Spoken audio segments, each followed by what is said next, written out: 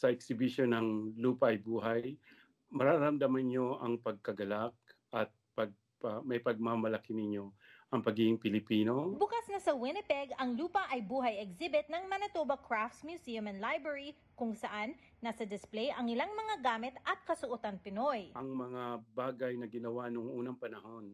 So, may mga kimono tayo, sayan, na ginawa noong 1930s pa bago magkaroon ng pangalawang digmaan, panahon ng Commonwealth, at mga katutubong bagay na ginawa ng ating mga kapatid na mga indigenous tribe from north of the Philippines, the Cordilleras, at sa south ng Pilipinas, sa Mindanao, ang ating mga kapatid na mga lumad. Ang idea ng exhibition nanggaling sa isa sa mga curator ng museo na si Ana Ilagan kung saan 100 mga bagay ang ipinahiram sa museo mula sa mga volunteer sa komunidad. Papasalamat kami sa mga grupo ng Cultivation Festival at ng Philippine Canadian Center of Manitoba at ang mga individual na nagbigay at nagbahagi ng kanilang mga koleksyon o artifacts na ipinahiram sa museum. Bukas ang Manitoba Crafts Museum sa Cumberland Avenue Miyerkules hanggang Biyernes kada linggo